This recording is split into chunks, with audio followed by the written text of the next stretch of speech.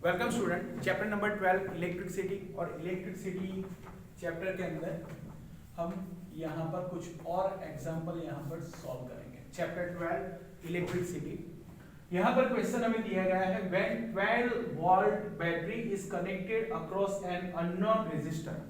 यहाँ मैं रेजिस्टर के बारे में बताया नहीं है, अननोन रेजिस्टर है। There is a current of 2.5 milli ampere in the circuit. तो करंट जो है वो फ्लो हो रहा है 2.5 milli ampere in the circuit. Find the value of resistance of the resistor, यानी कि यहाँ पर हमें रेजिस्टेंस की वैल्यू फाइंड करनी है। तो स्टूडेंट फिर से एक बार, where 12 volt battery is connected across an unknown resistor. तो यहाँ सबसे पहले में यहाँ पर जो गिवन है हमें वो है वोल्ट, यानी कि V इज इक्वल टू, यहाँ पर हमें दिया गया है 12 वोल्ट, जो पोटेंशियल डिफरेंस है हमारा 12 वोल्ट। देन यहाँ पर हमें बताया गया है is connected across an unknown resistor, there is current of 2.5 milli ampere, यानी जो I है हमारा वो है 2.5। यहाँ पर I is equal to 2.5 milli ampere. तो करंट जो होता है वो हमारा एम्पियर में होता है, लेकिन यहाँ हमें मिली एम्पियर में दिया है। So current is equal to 2.5 milli ampere. So milli ampere में से हम एम्पियर में उसको कन्वर्ट करेंगे, तो यहाँ पर आ जाएगा 2.5 इंटू 10⁻³ एम्पियर। मिली एम्पियर में से मैंने उसे एम्पियर में कन्वर्ट कर दिया, और एम्पियर में कन्वर्ट किया तो यहाँ जो हमारा आंसर आएगा वो आएगा 2.5 इंटू 10⁻³ एम्पियर। तो यहाँ पर हमें रेजिस्टेंस फाइंड करना है, तो R is equal to resistance हमें फाइंड करना है। स्टूडेंट फिर से, when 12 volt battery is connected across an unknown resistor, there is current of 2.5 milli ampere in the circuit, find the value of the resistance of the resistor. तो यहाँ पर V जो voltage है हमारा, potential difference is equal to 12 volt.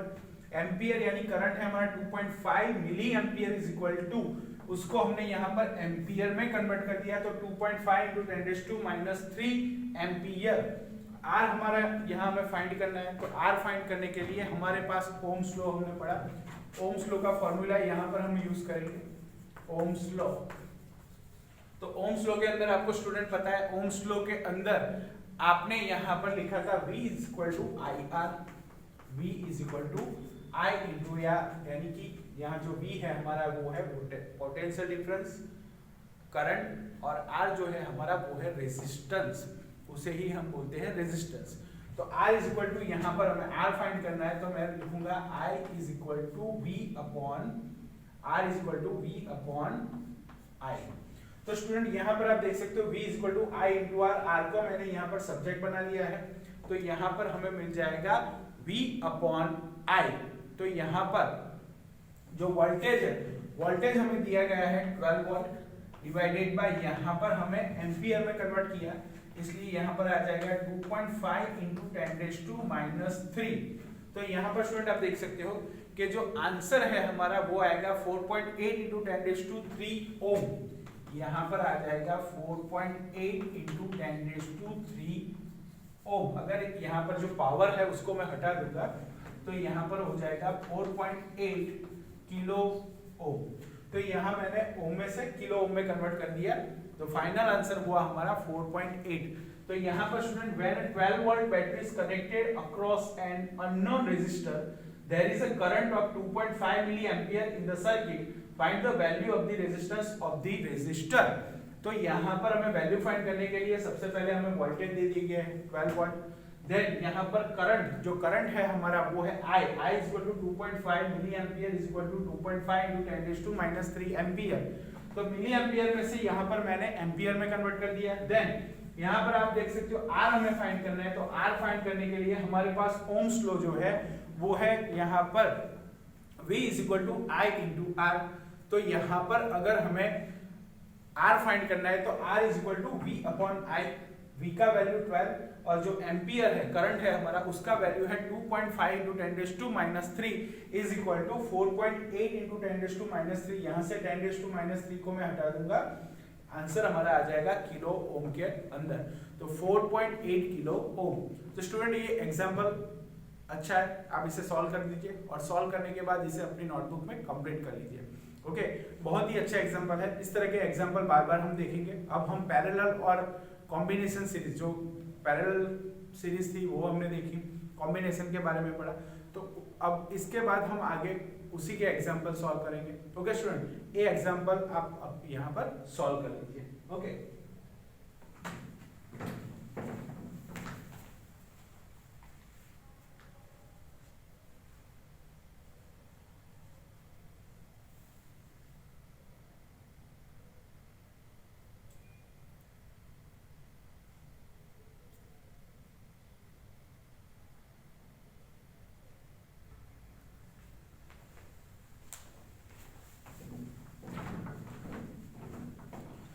तो हमने Ohm's law का जो एग्जांपल था वो सॉल्व कर दिया। यहाँ पर फाइंड द इक्विवेलेंट रेजिस्टेंस, तो यहाँ पर मैं एक सर्किट ड्रॉ करूंगा।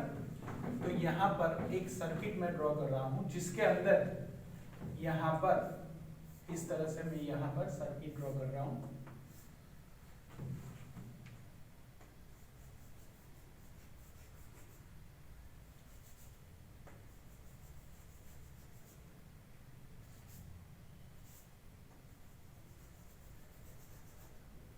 तो स्टूडेंट आपको सर्किट देख के यहाँ पर पता चल जाएगा कि ये कौन सा रेजिस्टेंस है। ये हमारा है पैरेलल रेजिस्टेंस है हमारा ये,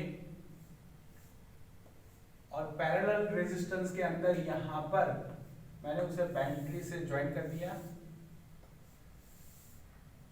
यहाँ पर 3 रेजिस्टेंस हमें दिए गए हैं, यहाँ पर मैं उसे बैटरी से यहाँ पर ज्वाइन कर दूंगा। तो यहाँ मैं ले लूंगा वैल्यू, यहाँ पर मैं R1 के लूंगा 3 ओम, R2 के लिए मैं यहाँ पर लूंगा 6 ओम, और यहाँ पर मैं ले लूंगा 2 ओम। तो ये हो गया हमारा R1, ये हो गया R2 एंड ये हो गया R3। तो यहाँ पर स्टूडेंट आपको सर्किट देख के पता चल जाएगा कि ये जो सर्किट है हमारा वो पैरेलल कॉम्बिनेशन का सर्किट है। उसके अंदर यहाँ पर 3 रेजिस्टेंस दिए गए हैं। आपको पता है कि यहाँ पर जब पैरेलल की हम बात करते हैं तो करंट यहाँ पर जो फ्लो होता है, करंट I जो होता है वो यहाँ से डिवाइड होता है तीनों रेजिस्टेंस के अंदर, और वोल्टेज जो होता है वो पोटेंशियल डिफरेंस हमारा यहाँ पर सेम रहता है। करंट यहाँ पर डिवाइड होता है और पोटेंशियल डिफरेंस जो है हमारा वो यहाँ पर सेम रहता है। तो यहाँ पर करंट जो होता है वो हमारा यहाँ पर डिवाइड होता है। पैरेलल के अंदर हमने बात की थी लास्ट टॉपिक के अंदर। और जो सीरीज होता है, सीरीज के अंदर करंट सेम रहता है लेकिन वोल्टेज डिफरेंस उसमें डिवाइड होता है। तो यहाँ पर जो है हमारा करंट है वो यहाँ पर R1, R2 और R3 में यहाँ पे डिवाइड हो रहा है। आपको पता है हमने फॉर्मूला लिखा था 1/Rp is equal to 1/R1 plus 1/R2 plus 1/R3। तो स्टूडेंट आपको पता है ये फॉर्मूला पैरेलल कॉम्बिनेशन के लिए हमने देखा था 1/Rp is equal to 1/R1 plus 1/R2 plus 1/R3। तो यहाँ पर हमारे पास 1/Rp टोटल, अगर इक्विवेलेंट रेजिस्टेंस की अगर हम बात करें तो 1/R1 यानी R1 के लिए हमें 3 ओम दी गया। तो मैं R1 की जगह यहाँ पर आपको मैं यहाँ पर दिखा देता हूँ। R1 जो हमारा है वो है 3 ओम, R2 जो है हमारा यहाँ पर 6 ओम दिया गया है, और जो R3 है हमारा वो यहाँ पर है 2 ओम। तो यहाँ पर स्टूडेंट आप देख सकते हो 3 ओम, 6 ओम और 2 ओम। तो यहाँ पर R1 की वैल्यू मैं लिखूंगा 1/3 प्लस 1/6 प्लस 1/2। तो स्टूडेंट यहाँ पर हमें R1, R2, R3 की वैल्यू मिल गई। तो यहाँ पर हमें क्या करना है, तो यहाँ पर हमें सबसे पहले मैं LCM निकालूंगा। तो LCM हमारा होगा, यहाँ पर मैं 6 को ले लूंगा, LCM हमारा बनेगा यहाँ पर होगा 2 + 1 + 3 यानी 2 3 = 6, 6 1 = 6 एंड 2 3 = 6। यहाँ पर आ जाएगा 6। तो यहाँ पर मैंने LCM निकाल लिया। LCM निकालने के बाद ये ऊपर का जो है मैं उससे टोटल करूंगा, तो टोटल हमारा आ जाएगा 6/6 दैट इज इक्वल टू 1 ओम। तो आपको सर्किट देख के पता चल रहा है यहाँ पर जो मैंने सर्किट यूज किया है वो सर्किट है हमारा पैरेलल कॉम्बिनेशन। अच्छा तो स्टूडेंट यहाँ पर इक्विवेलेंट रेजिस्टेंस हमें फाइंड करना था, और इक्विवेलेंट रेजिस्टेंस हमें कितना मिला 6 / 6, यानी कि यहाँ पर स्टूडेंट आप देख सकते हो कि जो इक्विवेलेंट रेजिस्टेंस यहाँ पर 3 हमें दिया गया है, R1 R2 और R3। मैंने आपको बताया कि स्टूडेंट जब पैरेलल सर्किट होता है तो पैरेलल के अंदर करंट डिवाइड होता है, लेकिन जो वोल्टेज पोटेंशियल डिफरेंस होता है वो सेम रहता है। तो यहाँ पर R1 R2 और R3 तीनों का यहाँ पर मैंने जो फॉर्मूला था 1/R3 = 1/R1 + 1/R2 + 1/R3, 1/R3 = 1/3। यहाँ पर R1 का वैल्यू 3 ओम, R2 का 6 ओम और R3 का 2 ओम दिया गया है।